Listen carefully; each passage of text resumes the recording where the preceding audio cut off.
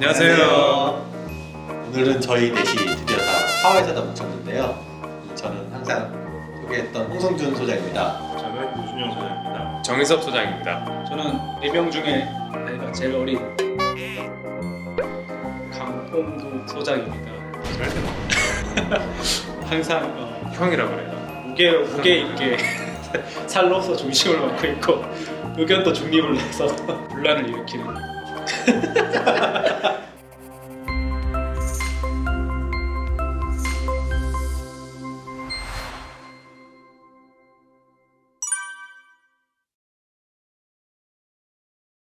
중축에 있어서 수반돼야 되는 건 이제 구조 안전이 제일 중요하죠. 네.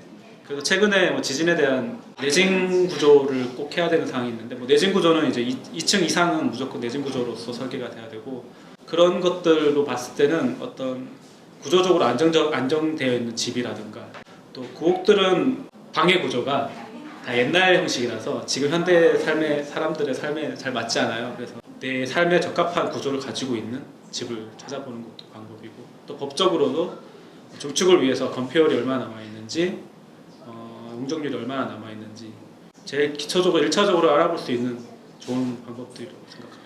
근데 이제 기본적으로 아까 이제 강 소장이 말한 것처럼 구조가 튼튼한 집이 좋다. 근데 구조가 뭐가 튼튼하냐? 일반 사람들이 봤을 때 아무래도 이제 벽돌집보다는 철근 콘크리트로 된 집이 튼튼하죠. 그러니까 증축하기도 유리하고 구조 보강도 유리하고, 그렇게 좀 쉽게 보시면 될 것 같아요.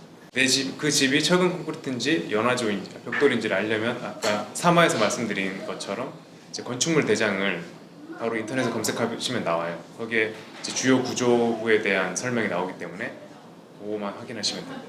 그 다음 두 번째는 중축을 하는데 유리한 거는 이제 평슬라브라 그러죠.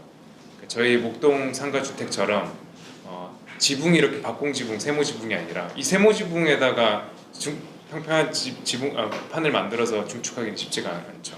근데 평지붕이면 거기에서 이제 구조 보강 어느 정도 한 다음에 바닥은 형성이 돼 있으니까 중축하기는 좀 쉬운 거고요. 그래서 평지붕을 찾아라. 건물 자체도 그 자체인데 이게 사시기 전에 똑같은 것 같아요. 그러니까 우리가 집을 살 때는 항상 뭐 교통 여건, 뭐 이제 교육 여건, 직장이랑 가까운 거, 그러니까 똑같거든요. 그러니까 단독주택지도 얇긴 했지만 더 이제 그런 부분들을 큰 시야에서 똑같이 보셔야 되고요. 그러면 더 이제 깊게 들어가서 뭐 얘가 뭐 도로가 북쪽에 끼어 있느냐, 그러면은 더 아무래도 부동산적으로 더 많이 높일 수 있는 부분이 있기 때문에, 저 쉽게 말하면은 내가 내 북쪽에 도로가 있다는 건 무슨 얘기냐면은 이제 햇빛이 이제 낮에 뜨면 내 북쪽에 있는 땅은 낮 때문에 그림자가 지잖아요.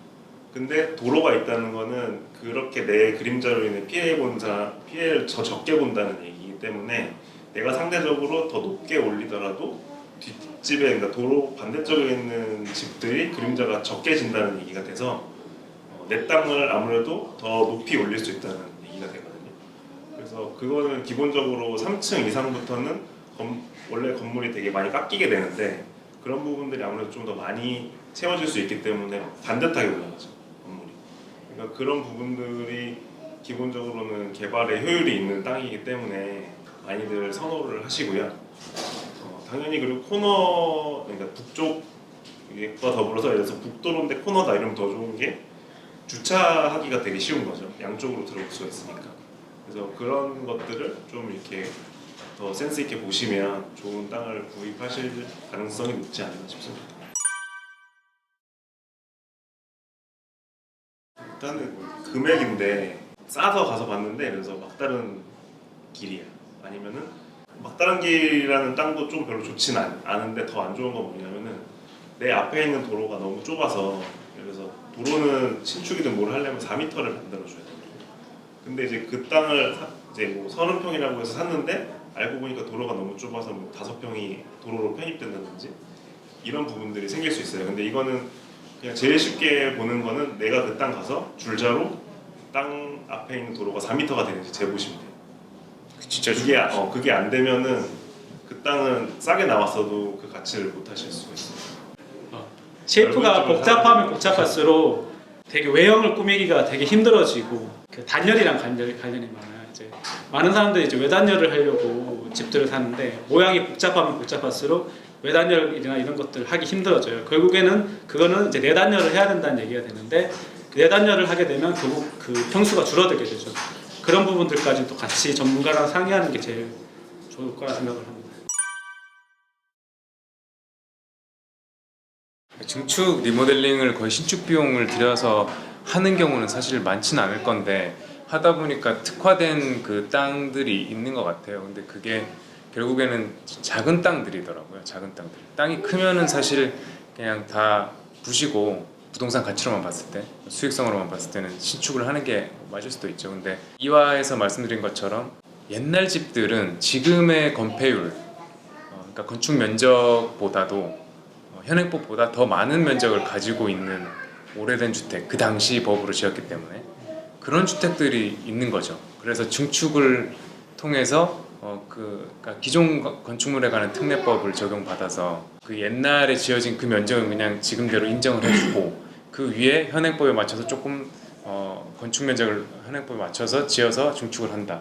그랬을 때 사실은 면적상으로만 따져보면 이제 수익성이 더 날 수 있는 조건들이 있어요. 그래서 이제 작은 땅들을 큰 돈이 아니고 이제 작은 땅들을 보실 때는 이제 그런 부분들, 그러니까 좀 건폐율이 현행법보다 더 많이 차지하고 있는 땅들, 건축물들을 보시는 게 좋을 거라 생각이 들어요. 이제 오래된 집을 자기가 원하는 대로 만들 수 있는 거잖아요. 그러니까 저희가 했던 경험 중에 하나는 저희가 했던 생활건축 사업 같은 경우는 1층을 저희가 사무실로 써서 그 사무실에 나가는 비용을 저희는 줄일 수 있었고요. 그다음에 저희가 했던 작품 중에서 V 한복이라고 한복 아틀리에를 운영하는 분이 계세요. 한복 스튜디오를.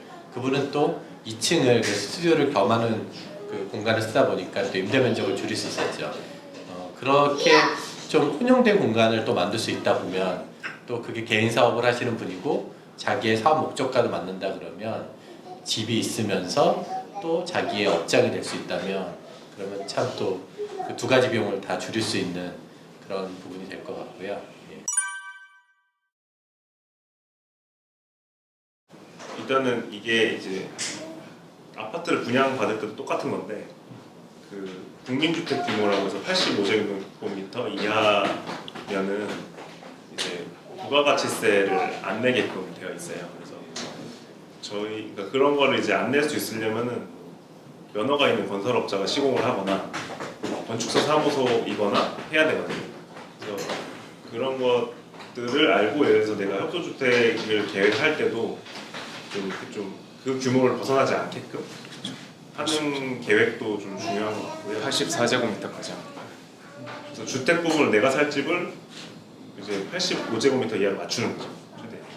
사실은 우리가 집을 지어놓고 나면 돈이 이제 안 된다고 생각을 하는데 그렇지 않아요. 그러니까 우리가 아파트를 살아도 똑같은 게 거기 보면 관리비나 장기수선 충당금이라고 해가지고 계속 비용을 내기 때문에 그 큰 아파트가 뭐 조경도 바꿀 수 있고 주차장 뭐 마감도 할 수 있고 이렇게 되는 거거든요. 그렇기 때문에 조그만 단독주택이라고 하더라도 그런 비용들이 들어간다고 생각을 일단 하셔야 하되 그 비용을 초반에 계획도 잘하고 시공도 잘하면 상대적으로 줄일 수 있는 거죠. 그래서 전문가들이랑 함께 하셔야 되는 이유가 특히나 증축 리모델링에서는 그런 부분들은 사전에 일반인들이 모두 이렇게 준비를 할 수가 없기 때문에 좀 계획을 면밀하게 하는 사람들이랑 같이 이제 해야 된다. 해야지 나중에 뭐 물이 문제가 된다든지 단열이 문제가 된다든지 이런 일들이 정말 비일비재하거든요.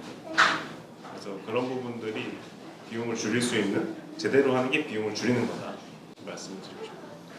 또 하나 이거 팁인데 그 합정동 그 단독주택 리모델링 할 때도 적용을 받았는데 이거는 이제 정부의 지원을 받는 거죠.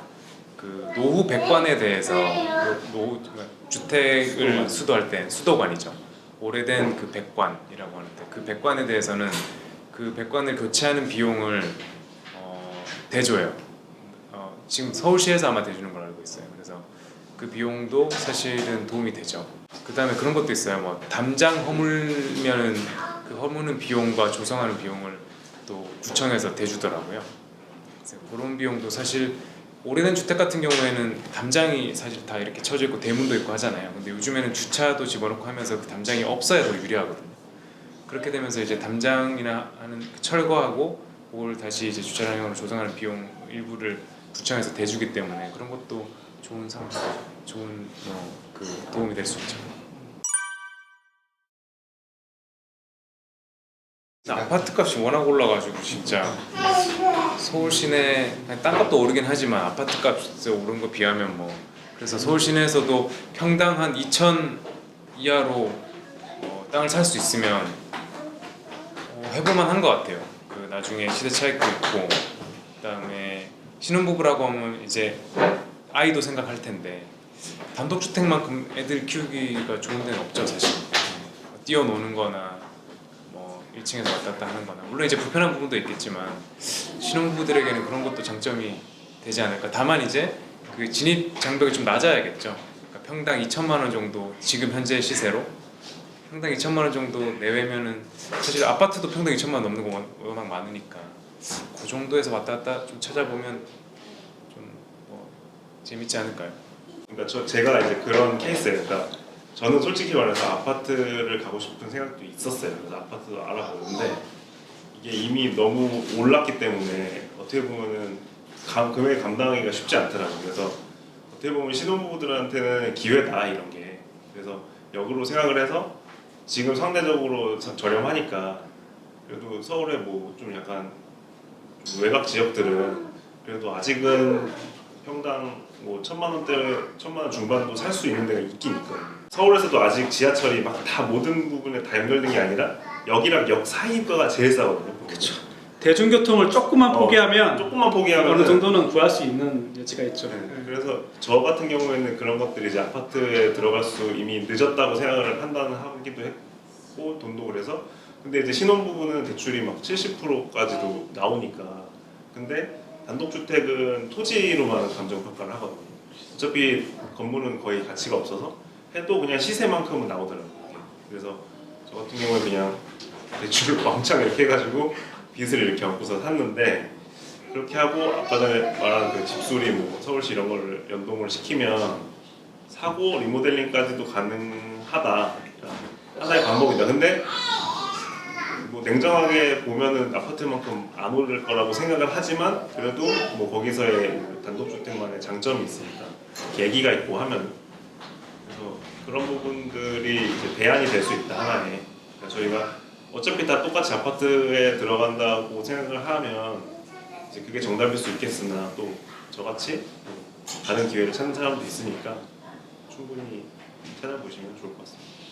오늘 컨텐츠가 마음에 드셨다면 구독과 좋아요 부탁드립니다. 하나 둘 셋 감사합니다.